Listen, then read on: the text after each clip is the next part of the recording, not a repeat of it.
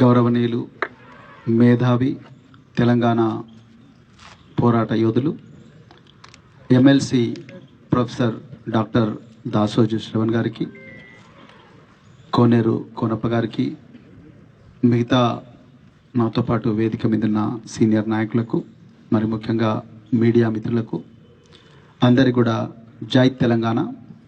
మరి మిత్రులారా, ఈరోజు చాలా బాధాకరమైన రోజు. తెలంగాణ వచ్చుడో కేసీఆర్ సచ్చుడో అన్న ఒక విప్లవాత్మకమైన నినాదంతో 4 కోట్ల మంది తెలంగాణ ప్రజలను ఉత్తేజపరిచి అసాధ్యం అనుకున్న తెలంగాణ కళను సుసాధ్యం చేసిన కేసీఆర్ గారికి ఈరోజు అదే తెలంగాణ రాష్ట్రంలో రేవంత్ రెడ్డి పాలనలో మరి తెలంగాణ పోలీసులు తెలంగాణ సాధకులైన కేసీఆర్ గారికి, తెలంగాణ తొలి ముఖ్యమంత్రి అయిన కేసీఆర్ గారికి పోలీస్ స్టేషన్కు రమ్మని నోటీస్ ఇవ్వడం నిజంగా చాలా చాలా బాధాకరమైన విషయం. ఈరోజు ట్యాపింగ్, నిజానికి ట్యాపింగ్ చట్టబద్ధమని 1885 సంవత్సరంలోనే telegraph act, Indian telegraph act section 5 clause 2లో చాలా స్పష్టంగా చెప్పబడ్డప్పటికీ కూడా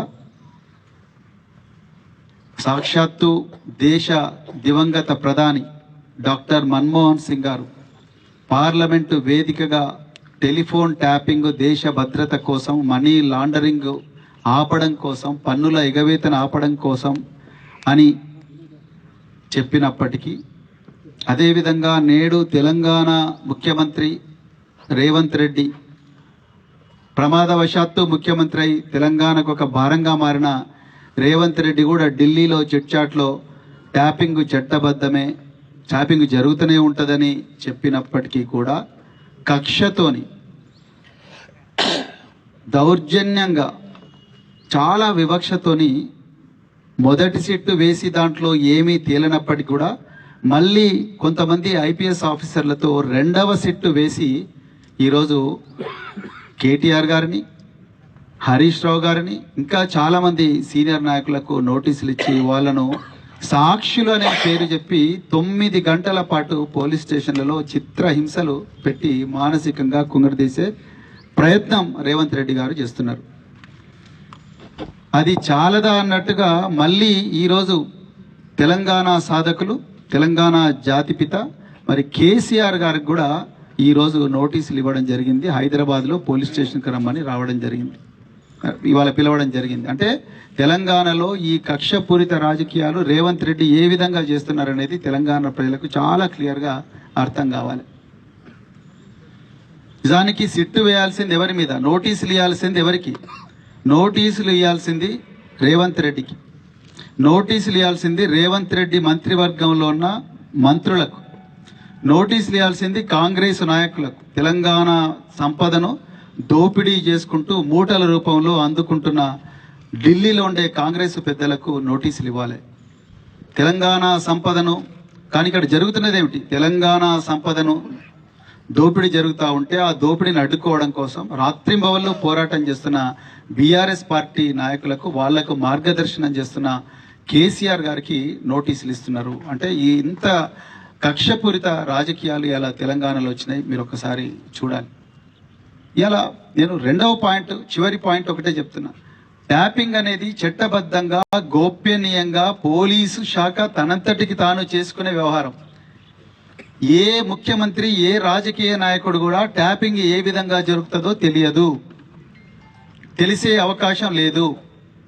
ఏ అధికారి కూడా నేను ఈ విధంగా సమాచారం సేకరిస్తున్నా అని చెప్పేసి ఏ ముఖ్యమంత్రి కానీ ఏ రాజకీయ నాయకుడు కానీ చెప్పడం చట్ట వ్యతిరేకం. అలాంటప్పుడు కేసీఆర్ గారికి నోటీసులు ఇవ్వడం ఏంటి? అలాంటప్పుడు హరీష్ రావు గారికి నోటీసులు ఇవ్వడం ఏంటి? అలాంటప్పుడు కేటీఆర్ గారికి నోటీసులు ఇవ్వడం ఏంటి? సంతోష్ రావు గారికి నోటీసులు ఇవ్వడం ఏంటి? 350 మంది సాక్షులను రాత్రింబవళ్ళు చిత్రహింసలు పెట్టి వాళ్ళ కుటుంబాలు విచ్ఛిన్నమయ్యే విధంగా అశ్లీలమైన థంబ్నెయిల్స్ మీడియాలో ప్రచారం చేసి వాళ్ళ వ్యక్తిత్వ హననం చేసిన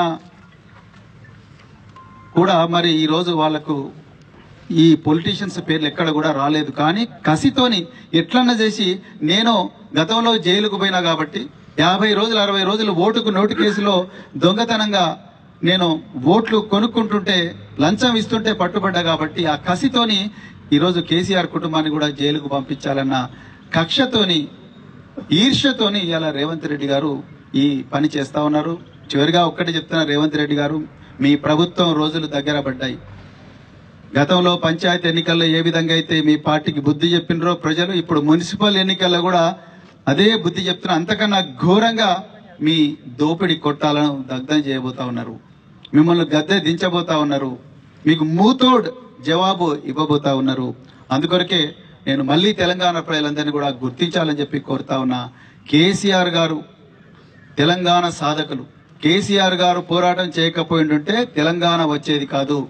కానీ అలాంటి తెలంగాణ సాధకులు, తెలంగాణ తొలి ముఖ్యమంత్రి కేసీఆర్ గారికి నోటీస్ ఇచ్చిన కాంగ్రెస్ ప్రభుత్వాన్ని తప్పనిసరిగా గద్దెదించడానికి అందరూ తెలంగాణ ప్రజలు పార్టీలకు అతీతంగా ఏకమై వాళ్ళను గద్దెదించాలని చెప్పి కోరుకుంటూ, మరి కేసీఆర్ గారికి, కేటీఆర్ గారికి, హరీష్ రావు గారికి, మొత్తం తెలంగాణ ఉద్యమకారుల పార్టీ అయిన బీఆర్ఎస్ పార్టీకి సంఘీభావంగా ఉండాలని చెప్పి కోరుకుంటూ మరొకసారి జై తెలంగాణ.